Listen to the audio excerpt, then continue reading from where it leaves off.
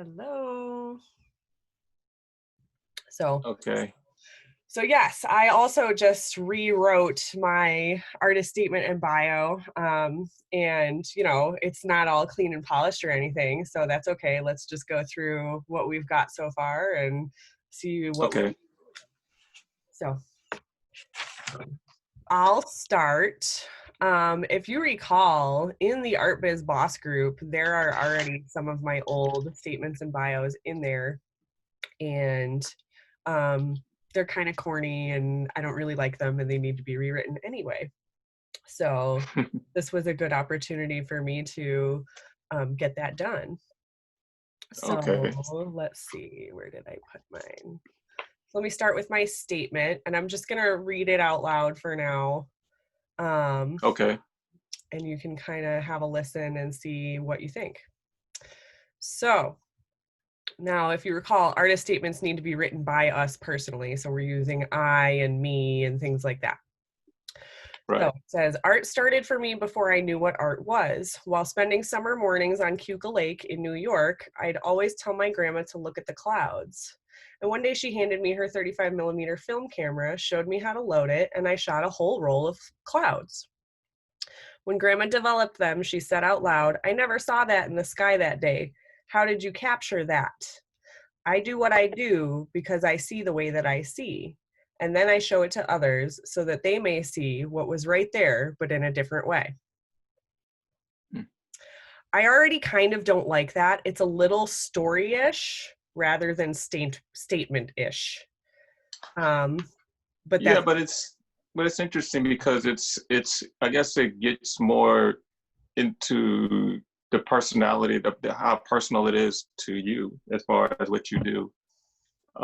Yeah, I understand it. It you start off by telling the story, I guess. But I look, to be honest with you, I've just started learning about artist statements last year. mhm. So I don't know what method works. um, There's so many different styles of artist statement, and like traditionally it's going to be more statement-y and less story-ish. But oh, okay. I feel like over the years, and especially now with in particular, like what me and you are trying to do is really take it into the virtual space. Yes, for exhibiting purposes, you would think that somebody would be reading this on the wall at a gallery. Right. But in the virtual space, somebody might not see your statement right up against your work, Oh, um, okay. like side by side. You know what I mean? So they might read Right. your statement somewhere and then have to go look in a completely different website or something, to find your work or something along those lines. I feel like telling the story and what we know about marketing now is probably more helpful these days than just having sort of a dry statement of this is what my work is and this is what it's like. Right. So Right. so I'm gonna sit with that storyish first paragraph for a while and see how I feel about it. So that was Yeah. paragraph one. Then it goes on. I currently work in both digital and film photography. My digital setup is an Olympus Pen F Micro 4/3 sensor body with multiple Olympus and Panasonic lenses. Now that's in there because that's like me saying I work in acrylics. People who Right. understand photography will know exactly what I just said. Some Yeah. people might not. Right. Yeah, I gotta look that up and see. I gotta look that up, all that other stuff and see. yeah. It's just my particular camera brand and my camera body. right. That's all that is. Yeah. But Yeah. some, Because I think because different types of camera captures images differently in different films and filters. Yeah. correct. Yeah. So I'm getting really specific here about what type of equipment I use. Whereas you Right. would get really specific about maybe even like the brand of paintbrushes and paints that you use, which, we switch it Oh. up or stuff like that. It's not necessary to get quite that intense. Like I said, most people will just say I work on, canvas with acrylics or canvas with oils or wood with oils, or whatever it is. In this particular case, I'm getting really specific because there are so many different kinds of cameras. Right. Okay. So I also own and use a Nikon EM 35 millimeter film camera that my mother gave me from 1979, usually with a 50 millimeter lens. Some of my favorite cameras to use are Holgas, plastic toy cameras that were made popular in Asia throughout the 1980s and 90s, and then mainstreamed in the USA in the 2010s. I usually shoot 120 millimeter medium format film through those, although in a pinch, I can use 35 millimeter in those as well. So that tells people that I work, how I work digitally, and then it also tells them how I work in film. What exactly I'm doing. The third paragraph here is where it kind of talks a lot more about the actual work and what's interesting about it. Because that second paragraph there is very dry and technical. Yeah. No, but go ahead. I'll let you continue, because I'll respond after you talk, because I want to, because I guess I'll show you my artist statement and everything, so you can. Yes, go ahead and rip mine apart so that we can put it back together. No, I'm not going to rip yours apart. You'll probably rip mine apart. All right. You rip mine apart because of what I'm hearing from what you're saying. All right. What you're doing. All right. So paragraph 3 here. I relish my time in the darkroom. Digital photography has allowed me to advance with the times. It has also afforded me easier ways to explore more difficult shooting scenarios like the night sky. However, film photography will always produce that nostalgia I'm chasing.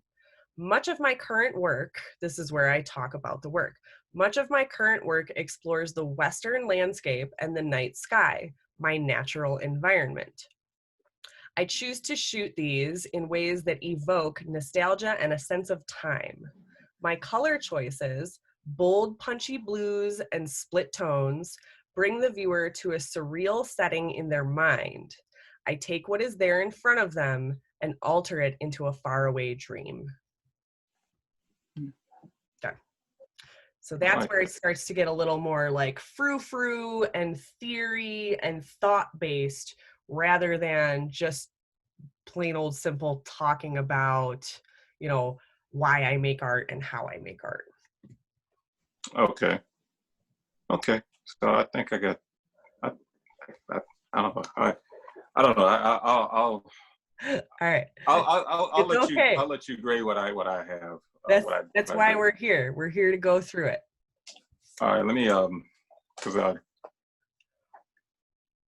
me see if I can. Well, I guess I got it on my other tablet here. I can read it from here. Excuse me. Okay, artist statement. Okay, this is my art statement. Art has been the source of my confidence in my life.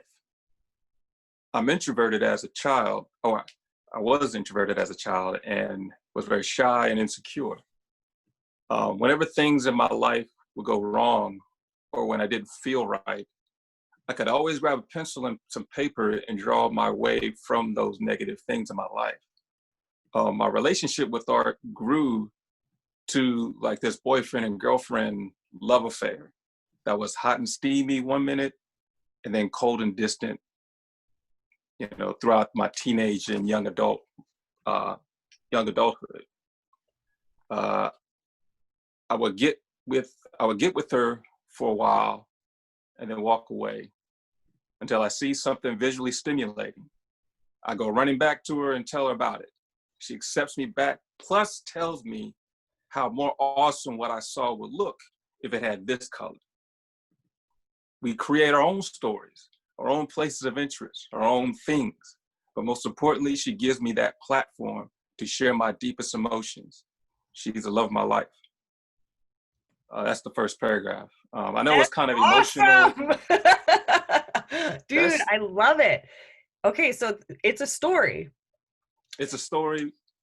and it's just, that's how because the one thing about this project, this artist statement, which when I went through the course, the first week course that you presented, and then the outlines, it really, it took me some time to do, because I really had to search inward, in the heart. All those words are from the heart, from all the things that what art has done for me, and that's what it was. That's for the first time I actually expressed that out, written it verbally, Mm-hmm.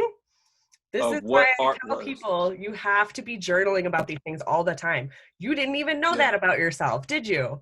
And No, here I it mean, is on paper. I did. I just didn't know how to put the words in place. I knew what art was for me, but I couldn't put the words. That's why it was really tough for me to do, because there was so much stuff that I was writing down, just because I wrote it down. I had it in your format, in the outline format, and I wrote just a whole bunch of things, and I had to really edit all the stuff that I wrote down, because it was like, okay, does this fit this format?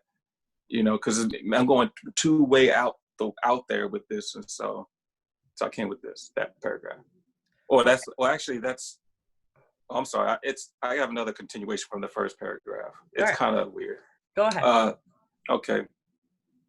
I chose to be an artist because of the love I have to draw and paint, and the mental complexities that art has laid out for me to attempt to make sense. Whenever I go through life's experiences, such as traveling or hanging out with friends or family, I capture the spaces and colors that surround the moments visually, and I try to piece these elements together to express how I felt at that time. So that goes over, the relationship with art and why I chose to be an artist. All right. The second paragraph. I use several different mediums to create my artwork. I work with graphite pencil, charcoal, oil, and soft pastels, acrylic paints, and digital art software. Recently, acrylics and digital art have been the mediums that have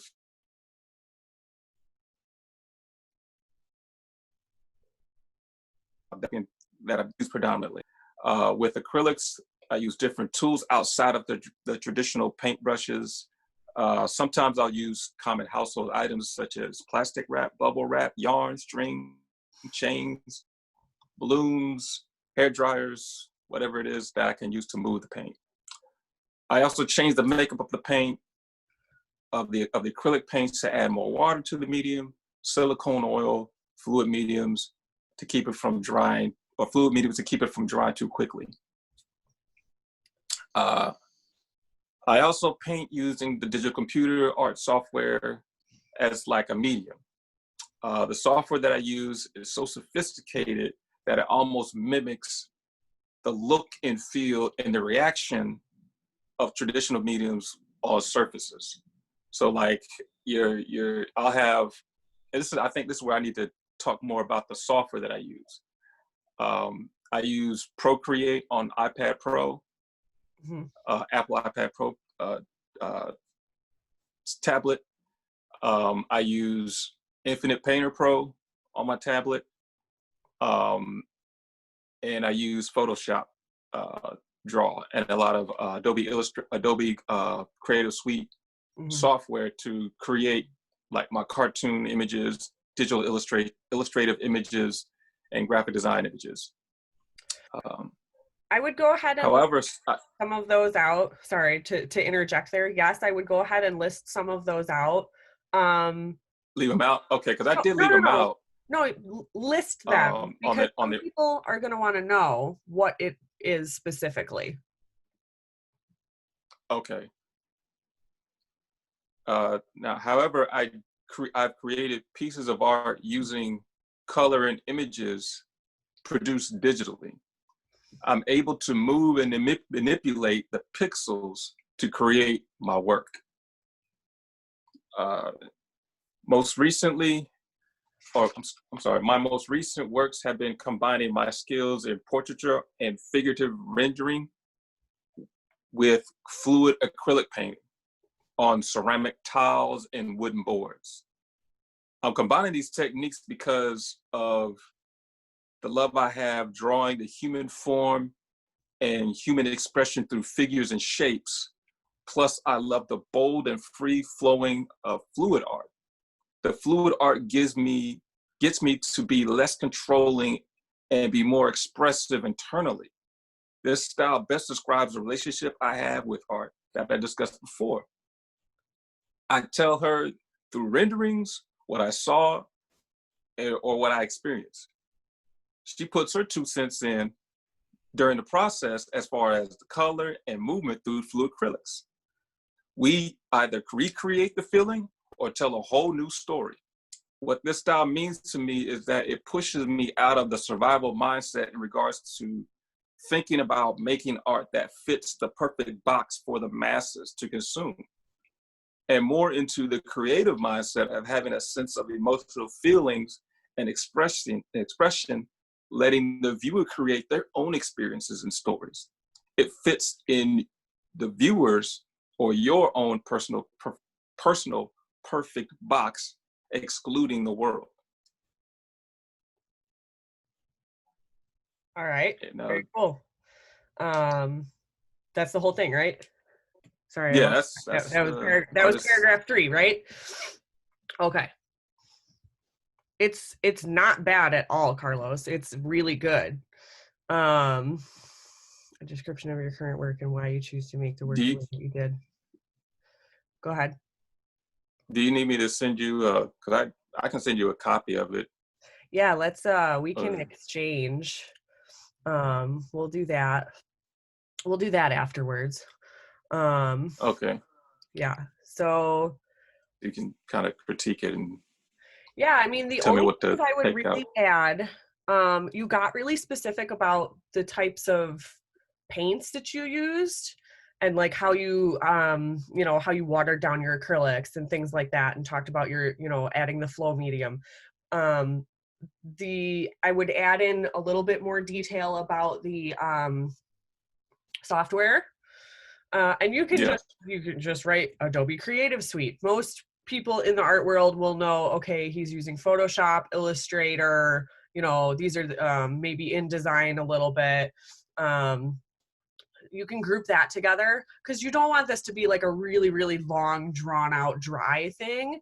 But I would get a little bit more specific about those softwares, especially the ones that people aren't generally using. Like everybody knows what Adobe is, but those other ones you mentioned, I don't know what those are. So people might be very interested to know what those are.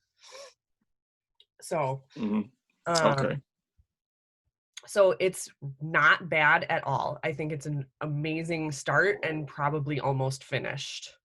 I like the storytelling aspect of it, and you should see your face when you start talking about her. You light up when you talk about her. She's like she's the love of my life, man. She's exactly. Yeah. She just it just goes deeper into that because it's like it's like it's like that relationship you had from high school or the girl or guy next door. The one that got away. The one that you keep. The one that got away. Yeah. But you keep and you leave her. And I did. I left her to get with this hot new chick, which was being a technician and an engineer. Yeah. And she took me to other places that I thought I'd never be, and got me to places where it benefited. But she forgave there was something for missing. Leaving. Yeah. Like you said, she forgave you for leaving, took you back with open arms, and showed you a better way. Yeah. I think that's really important for the people to know when they are like wondering about your work and about your process and who you are as an artist. I think that's extremely important for them to know, like this love affair that you have with art. So I think that's awesome. And I think that through reading both mine and yours today, and I've read a million artist statements, dude, from, famous artists to freshmen in college artists. And Mm-hmm. generally they're pretty like boring and dry, or they're so and I told you to avoid this. It says right in there to avoid this. They're so like based in art theory and with these long run-on sentences of, fancy grammar and big words that you read it and you just go, even if I was a PhD, I wouldn't understand this crap. It's just garbage. Well, well, see, you know what? The one thing I'm learning about art and business is that when people make a purchase on art, it's an emotional buy. And so this whole project really got me thinking as far as the next thing that I do, the next piece that I do, there has to be some more emotion tied to it, so that the person that purchases it, they may not feel the way I feel about it when I create it, but they'll have their own emotion tied to it with them. Yeah. And so I don't know. That's I don't know. It just got me thinking. I'm sorry. No, it's good. Just These are the types of things, yeah, yeah, being an artist and being a working artist that makes money, we have to constantly have this conversation within ourselves of, okay, yes, I'm doing mm, this as a living, but I can't ever forget why I do this. yeah, Yes, we're trying to monetize it. Yes, we're trying to turn it into a career. But if at any point the money becomes more important than the art, we have to stop entirely and take a step back and go, hold on a second. I didn't decide to do this yeah. as a It job. I decided to do this so that I could follow my dream and make art the way I right. want to make art. And yes, sell it because people see it and they love it and they want it, not because I need to make money doing it, you know? And Yeah, yeah. yes. See with art, it's like I said before in the first paragraph is it's really um it's been like the confidence booster for me. It's like people can critique like how I fixed this piece of machinery, or they can critique about how I did this work here. But when it comes to like artwork, if anybody critiqued my artwork or picked it and said, "When you do this and you do that," I don't feel insecure about it. It's like, oh, okay, I'll just do this. Because I remember one time when I was living in Georgia, and I was showing some of my like comic book designs, my comic book art and cartoon characters that I created to this one person that was I think he was like a comic. Uh, I think he was like more into like doing screen printing, Okay. doing T-shirts and stuff. Yeah. And he sees some of my work, and he was critiquing some of my work, and for the first time, I didn't feel like I wanted to run and stick my head in the sand because someone said something bad about it. Yeah. It was like I just felt like, okay, I know what to do. That's good. I understand, but because I just felt like it was something that I felt that I can do, and it just I got certain things, some certain feelings from other people when I showed them my work, and so it made me it was the one thing that I felt that I guess in the world I can do really well, and that people really appreciated what I did. Whereas anything else that I did, like anything that I fixed or in machines or troubleshot or electrical work that I perfected and did and created, it was pat on the head, great job, boom, next. It was like so what? It was like the big so what? Yeah. Whereas with art, it wasn't no so what. It was just when people see some of my work, sometimes they're like, "Oh my God, this is crazy!" Blah, blah, blah. And so and so you get different reactions from people, and so I don't know. It was it's more emotional than anything, you Mhm. know. It And is. so it's and the one thing I left out was all of the things, my health and everything else, because that really, art had really has played a big role as far as my recovery. Mhm. Um, but I left it out.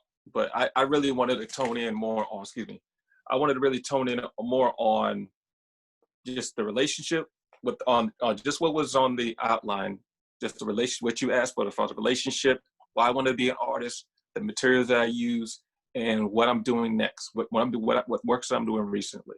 Mhm. And so I just stuck with that script. I think that's fine because, again, this particular artist statement that we just wrote is a general artist statement, and it's Mhm. not a life story. Our job as artists, especially again in this marketing world that we live in, is to tell our story on a daily basis.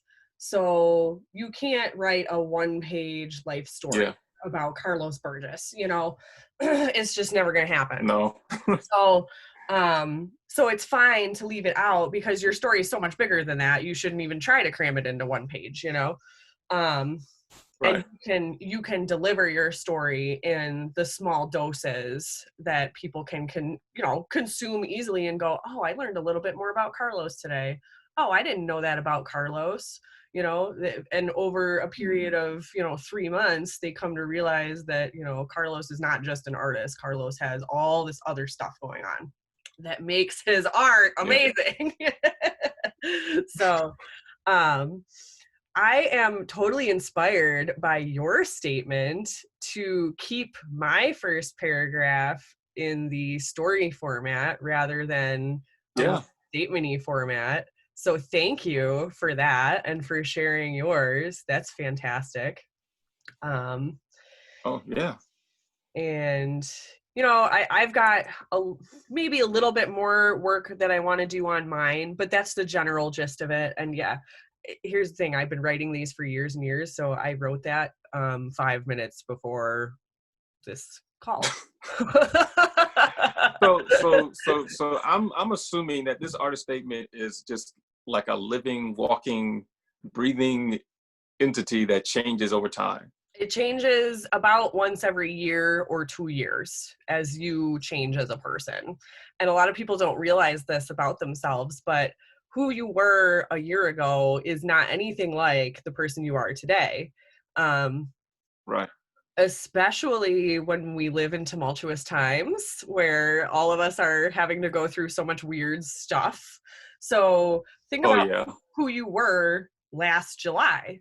Who were you last July and what were you doing last July and how much have you grown since last July? And yeah, Wow. right? That's weird to think about, isn't it?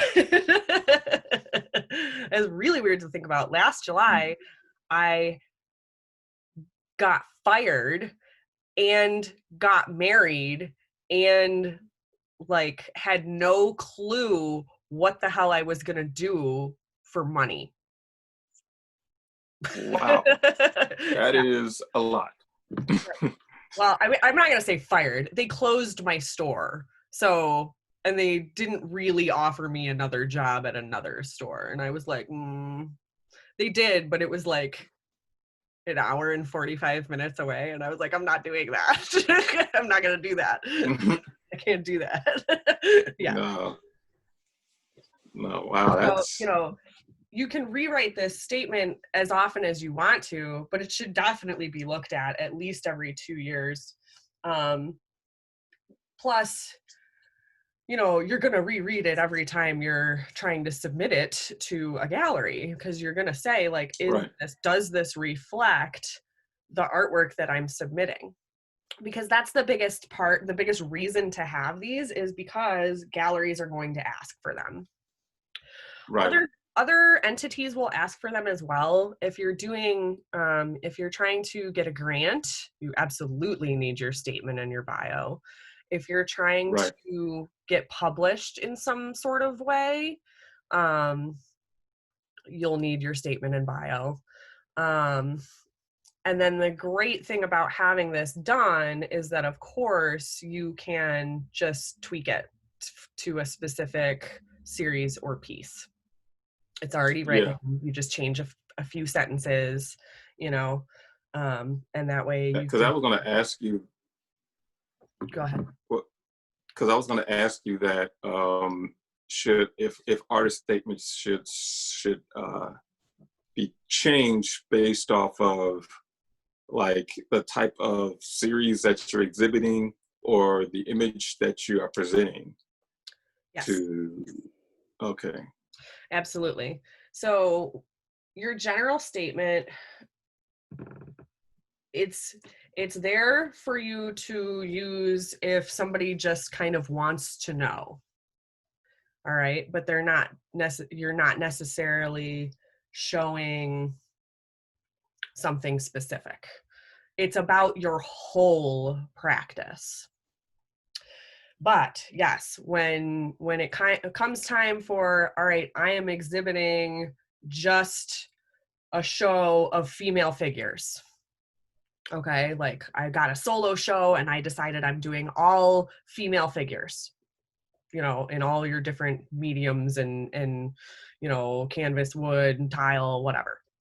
But it's only female Mm-hmm. figures. Okay, so you're going to change your statement to talk about specifically how you draw female figures, why you draw female figures, the messaging behind the female figures. But you've already got that body text there, and you've already thought it out, and you know why you make art. Now you just have to say why you make this art. Yeah. And you know how you make art, but how did you make this art? So all that Yeah. text is already there for you to just tweak. So, Okay. you know, over the years, I don't know, I mean, I've made several general statements and then even more specific statements, because every time you do a show, you got to put something on the wall. So, Right. I don't know, there's probably 20 different statements I've written, you know. But here was my mistake. I didn't save them all, or they're like lost on some old computer or something. So, Oh yeah. yeah. So you can't. So it's hard to reference what you did and I actually make adjustments to where you're going at now, where you're at now. That's okay, In your life. honestly, because I found enough old statements and looked at them and went, "Oh, these are bad." You know, so, you know, I've grown as a person and grown as an artist and grown in my own personal knowledge of artist statements to look at it an older statement and go, "Oh, that's just a bad statement," you know. So it's really okay. It's really okay that they're gone. Yeah. Um, Sometimes you have to leave the past behind. Yeah. No, All right. because I worried, one thing I worried about artist statements was that it basically told the viewer what the image was. Because at the time when I was thinking of artist statements, I was thinking of artist statements for that particular piece. Sure. And so I didn't, so so thinking about it, I was like, well, at the time I was thinking, well, yeah, I mean, that's kind of like telling people what it is, how it is, and how you should think about when you see this piece, instead of letting them come to their own conclusions.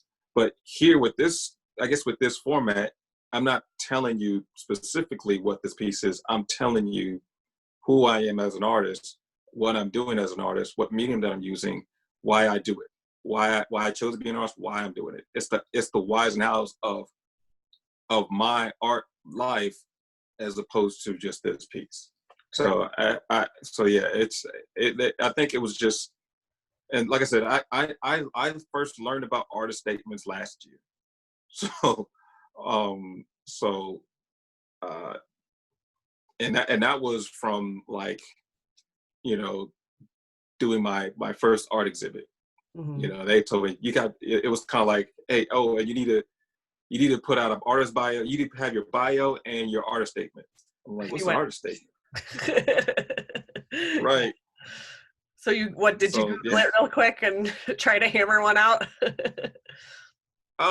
Yeah, well, what I did was I had one of my art buddies, Liz, help me out with that one. Mm-hmm. She really didn't care too much for artist statements. But she did one for me, just based off of how we interact and talk about artwork and everything in my life and stuff. And she did it for she did it last year, around November or so. But I can't remember what was in it. It kind of reflected some of the things that I was going through as far as my kidney failure and how I kind of escape that world and recreate new worlds outside that. And so, which is a little bit, which is true. Yeah. I think it's for some of the work that I was doing at the time, when I first came back here to Virginia, I was doing a lot of seascapes and landscape paintings. Mm-hmm. And it was mostly digital because I was doing these pieces during my dialysis treatments, and I can't bring acrylic paints and stuff into the clinic. Right. So the only thing I had was a tablet, and so I would take that tablet in the next 4 to 5 hours of getting my blood cleaned. Yeah. Was drawing and painting, and and that was even tough too, because because you have to, whenever you're doing dialysis, for people that don't know, for you that don't know, whenever you do dialysis, you gotta keep your arm where they have where they have the needles in and they're getting the blood out or whatever. You gotta position your arm a certain way, because if you move it, then the alarm, then the machine goes crazy, and the nurses come by and like, you need to put your arm in here. You need to keep your arm still. You need to so it was there was a lot of difficulty as far as drawing and painting and just drawing in general. Yeah. Like I said, I could bring pencils and stuff, and I would draw like pencils and paper, but I couldn't bring like wet media in there. Yeah. That wasn't allowed. Sure. So, but I would take those images, and then sometimes I would play with it in the software, and I would and because I didn't want to be in this doing this dialysis and dealing with this kidney crap, I decided to draw places where I wanted to be, which is me. Since I lived in San Diego. I was born in San Diego, California, and I'm living in Virginia Beach, Virginia. Beach towns, sleepy towns. I love going to the beach. That was my environment as a kid. So I would draw like beach scenes, things like that. When's your birthday? November 29th. November 29th. Okay. Interesting. Yeah, that's... Because I was just curious if you were so drawn to water, being like a water sign or something like that. So. No, I just I don't know. It's just I don't know. It's just me. I just like being around the beach. I mean, where I'm living, Virginia Beach, it takes me about a good 30 to 40 minutes just to get to the beach. Hey, that's a lot. Beaches that's a lot closer than most people. Right. And see, this is what I mean, now I lived in now when I was living in Atlanta, Georgia, they have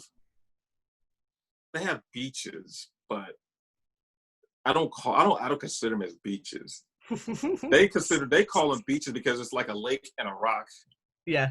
And a little bit of sand. I'm like, no, that's not a beach. You have to have like an ocean. But you can't tell people that, because they'll look at you crazy. So. They're like, this is my beach. Get off my beach. I don't like my beach. Get out of here. Lakes, and they're fine. They're lakes and streams, and I enjoyed those. I mean, I learned to enjoy those areas, but it's just, there's something, I guess it's just, I don't know, it just takes me back to as a kid, just, me and my family going to the beach, hanging out, you know, watching the ocean and the waves crashing, having that smell, that ocean saltwater. There's nothing It else just, like it. I don't know. True. Yeah. You Yeah. know, it's just. I've never been to the Pacific. I've only been to the Atlantic. And then, of course, I grew up on the Great Lakes. So the Great Lakes are kind of like an ocean because you can't see across them. There is no land. Yeah. There's no land on the other side. So it's one of the only places on the East Coast where you can see a sunset over water with no land. Right. So growing up there was actually great because you kind of felt like you got to do some oceany type things, but it was freshwater. It was very dirty freshwater. You had to be careful. There was a lot of bacteria. Yeah. You should not drink that water straight out of the lake. It needs to be treated. So, but in any case, yes, I grew up around water and the Finger Lakes too. Amazing. Oh my God, so beautiful. Yeah. Let's talk about bios. I'm going to read you my bio.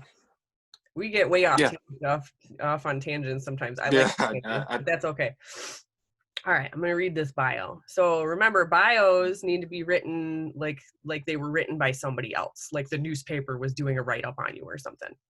Right. Okay. Third person. Yes. All right. So I wrote Andrea, and parentheses, my maiden name, Bruff Cox. I did that because I got married later in life. So most of my art career was under my maiden name. I just got married a year ago. So I have that in there, and I probably will continue to have that in there for like another 5 years or so, just so people could maybe recognize and be like, oh, I do know who that is. Right, because you have a fan base that knows you as Andrea Bruff. Mm-hmm. Andrea Cox was born in 1986 and raised in Buffalo, New York. Her Rust Belt upbringing heavily influenced her early work, which explored abandoned buildings and areas surrounding the region's decaying steel and grain industry. Although she's been shooting since the age of 10, her daily practice formed in 2005. I'm missing some things in here. I have to keep working on this. So paragraph 2, Andrea was educated at the State University at Buffalo, where she received a Bachelor of Arts with concentration in photography in 2010. That's literally all paragraph 2 says. So I have some work to do there. Paragraph 3. Okay. In 2011, Andrea was awarded the first place ribbon at the Niagara Falls Art and Music Festival by noted Western New York curator and collector Gerald Mead. So I put the name of the person who awarded me the ribbon because that right there is credibility. Okay, so this person who is, heavily known in that particular region, it's important to note these things because people are like, oh, damn. Yeah. Right. So, and if you look up Gerald Mead, you'll be like, oh, damn. Okay. So that's impressive. Thank you. It was a really fun time. I was totally blown away. I had no idea I was going to win. And even my colleagues, because I was up against people that I admired. And when they announced the winner, they all looked at me like, oh shit, she won. I was like, oh my God. Yeah, that was amazing. That was very cool. I can imagine that. That is, wow. Yes, that was very cool. And to do it at Niagara Falls too is like, yeah. A lot of people don't really know where Buffalo is or what Buffalo is like, but it's only 20 minutes from Niagara Falls. And everybody knows what Niagara Falls is. So I was like, oh, this is perfect because like people can recognize that in their head. They read that and they're like, oh, wow. Like that's a world renowned place. Oh yeah. So I'm very lucky to have been able to participate in that show and win. That was really cool. Andrea's work was published on, it says The Daily Soup Andrew ... I need to look this up. I can't remember what publication it was. So I need to look that up and put that in there. She's held numerous I need to. talks. Go ahead. I need to ask you about the publication when you're done. The publication portion. Sure. But about when you about publications as far as your pieces and stuff. Mm-hmm. I'll ask you when you're done. Okay. She's held numerous art talks, exhibited in both group and solo shows, and also juried shows throughout the U.S. So, throughout the U.S., I'm going to take that out and be more specific because it's mostly been like East Coast stuff. Mm-hmm. I'm just now getting back into exhibiting, and so this will be like out west stuff, So I'm going to change that up and be a little bit more specific about that. I have to put in there exactly what publication that was because I can't remember. I have to find it. I'm going to get a little more specific about, so paragraph 2 is about your education and your path, okay? I'm going to add some stuff in there about my internship and the work, the type of art community work that I did in Buffalo. Okay, so organizing and curating shows, building up the art community there, volunteering for different arts organizations. For a long time, I volunteered for an organization called Give for Greatness because our county had chopped our arts budget. So we ended up building a fundraising organization to get the arts organizations back their money. And I did that for a long time. Yeah, that was big in my life. Oh, that's cool. So I have to put all that in there still. Those are the types of things that should be in your bio. This is, it's not about the work you make. It's about the things you've done. Yeah. Because your statement's about the work that you make. Your bio is about the stuff you've done. So that's kind of how that should go. You want to ask me about publications before we go over yours? No, I'll just read it out because at the end you'll I guess I'll mention it in the end as far as the publications that I've done, and then I'll ask you about it. Let me just pull up my bio here. Oh, wait a minute.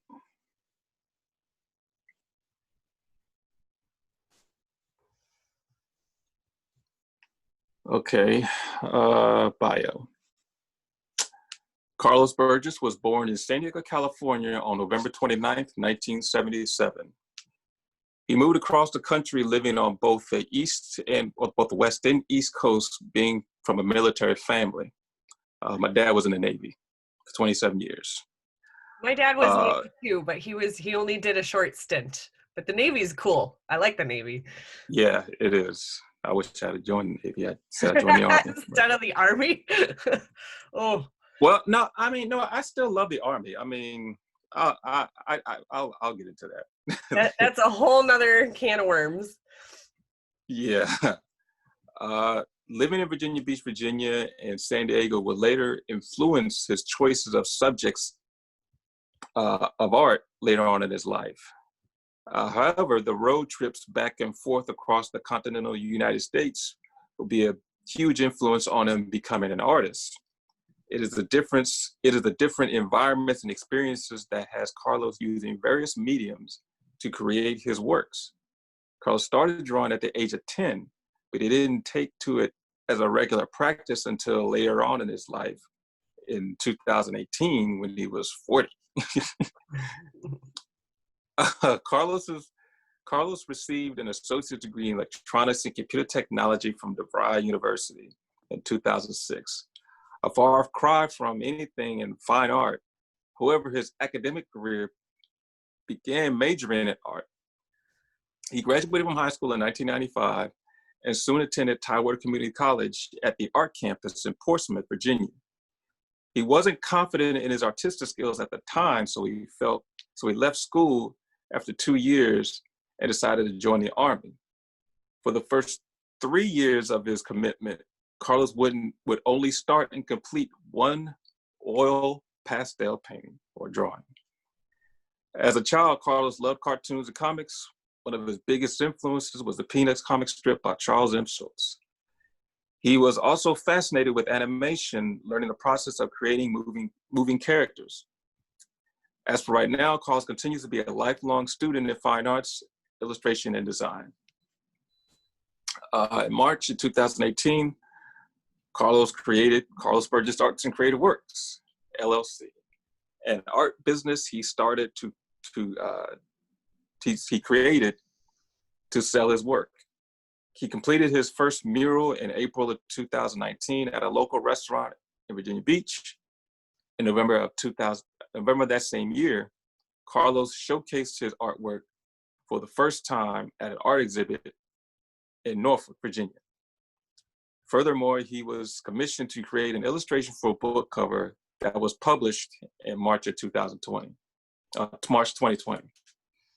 So that takes me to this. Would that be considered a publication, a publish?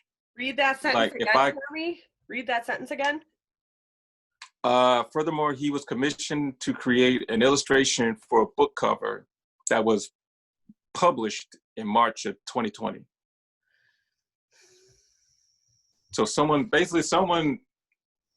found me, said, "Hey, I need a book illustration for a book cover illustration for this book that I'm writing." I did the cover. The book was published, and it's being sold on Amazon and wherever. Is that technically a publication or no? It's more of a commission. Just leave that out. It's more of a commission. That's right. But I would definitely, say that, like, you've been commissioned lots of times. Something that sounds better than that. You've been commissioned several times, but for local or for different types of projects like books or paintings or whatever types of commissioned work you've done. List those out. A publication usually is some organization seeking you out because they saw your work. Yeah. We're like, wow, that's really interesting. Can I showcase your work in my publication? Now, these days, a publication used to be newspaper, magazine, book, printed materials. These days, a publication is usually something like a digital article or a blog. So right. The one publication I had was a digital blog. So yeah, publication usually means somebody sought out your work and said, "Hey, can I feature you?" Oh, I had one. It was when I was going to school at Tower Community College. Okay. And someone saw some of my work, and I had my first little comic strip publication in one of their college newspaper. This was like, put it in there. Why not? 20 some odd years ago. Yeah, I just found when you explained it to me, that's when it was like, oh, okay, I remember. Yep. So I actually had that publication.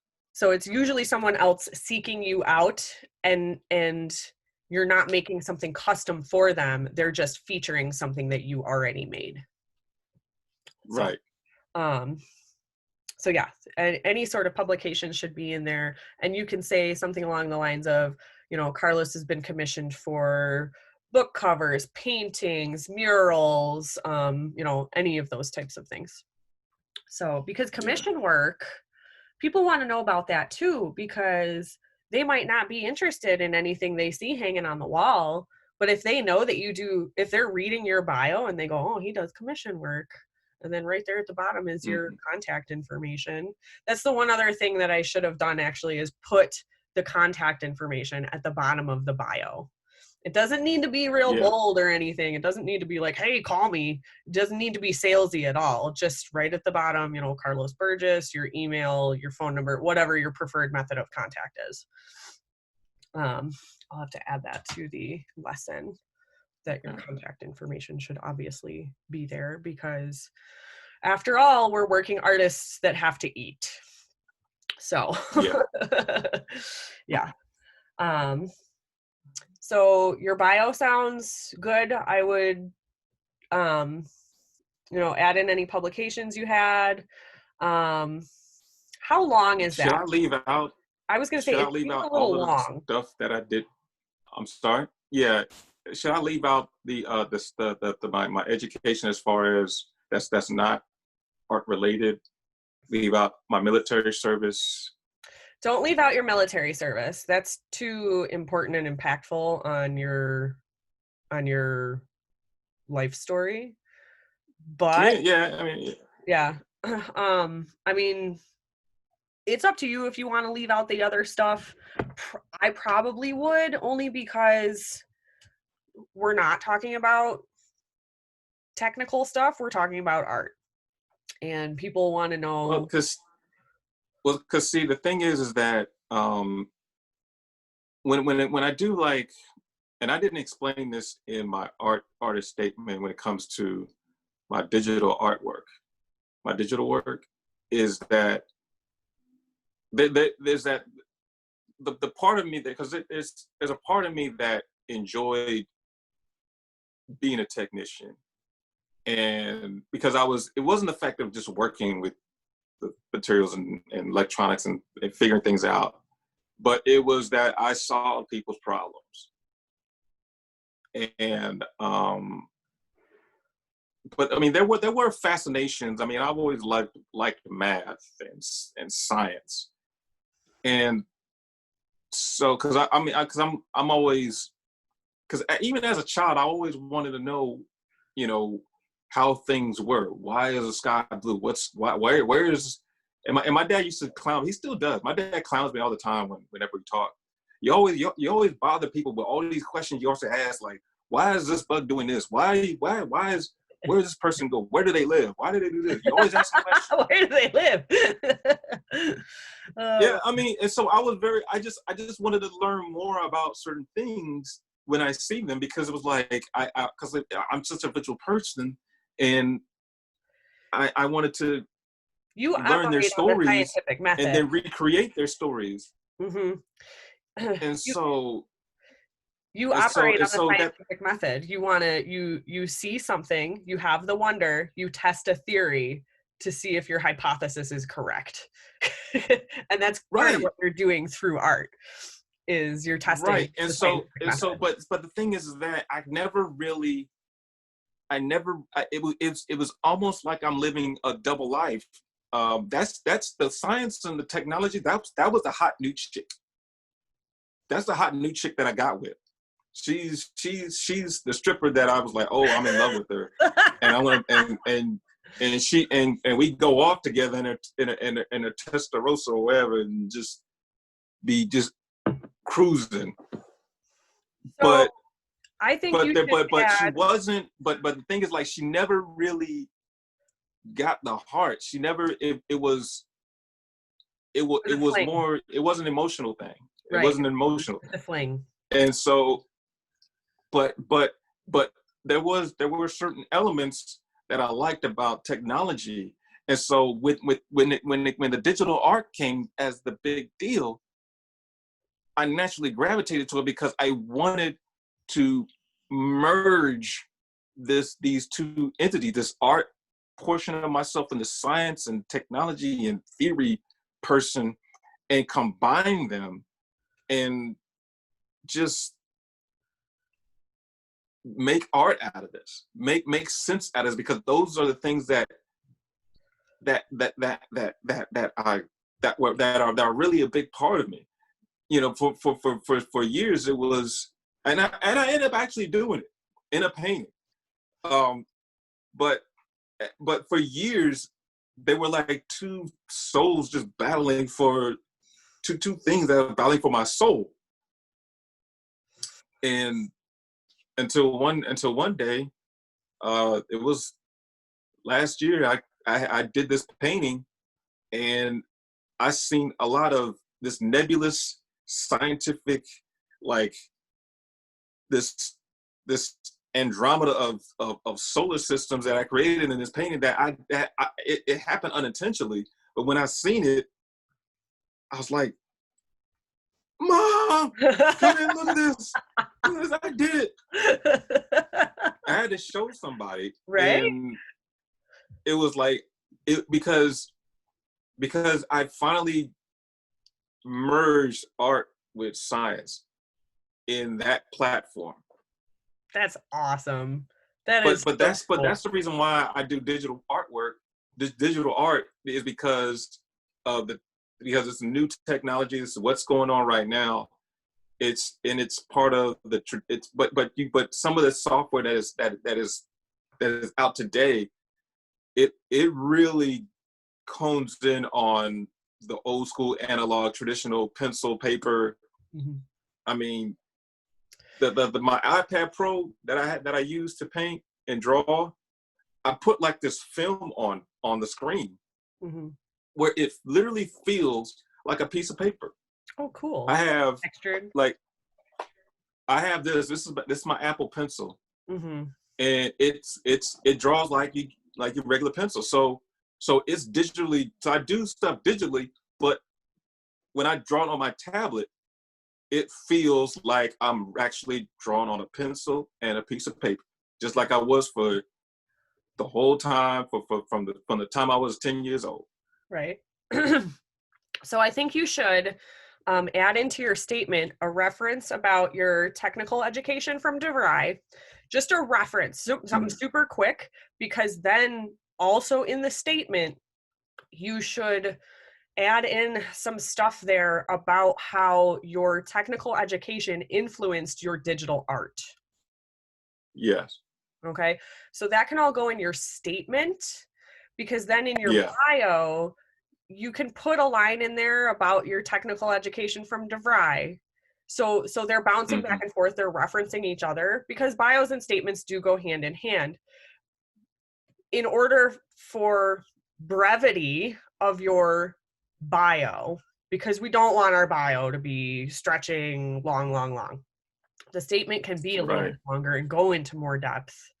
But what you're basically telling me is that your technical education influenced your art. So that is pertinent and important to put into your statement, because without that technical education, you wouldn't be making the kind of art that you're making. Yeah. So it's relevant for sure. But I would just keep it short in the bio and put more about it in the statement. So okay, that's what I would do. Well, that's this week's lesson. We did it. We got through our artist statement and our artist bios, and yeah, we have a little bit of tweaking to do, but I think they're really good all around, you know.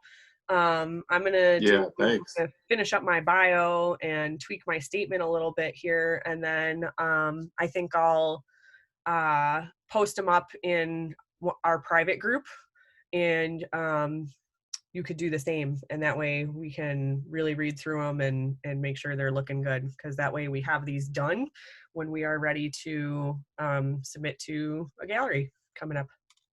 Okay.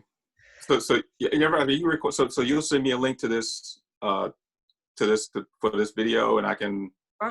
Yeah, it's uploaded. Okay, it'll be uploaded shortly into the online portal. So. Okay. So we have that. Last week's is in there too. I think I put it in there and then I think I unpublished it. So this morning I was like, oh, publish. So if you hadn't gotten that yet, it's in there.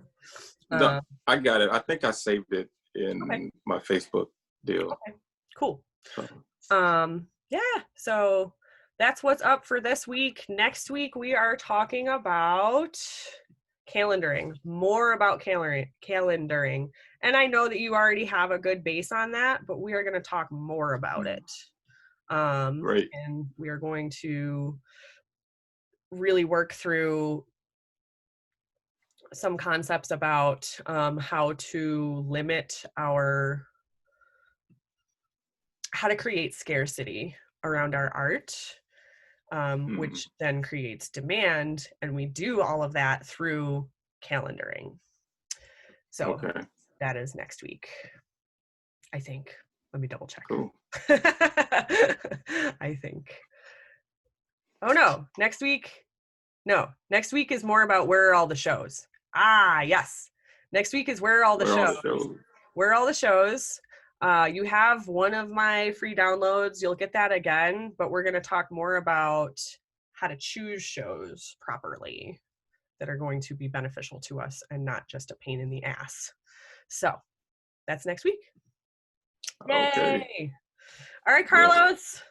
Thank you. Oh, thank you, Andrea. I'll talk to Thank you you. soon. All right, bye. All right.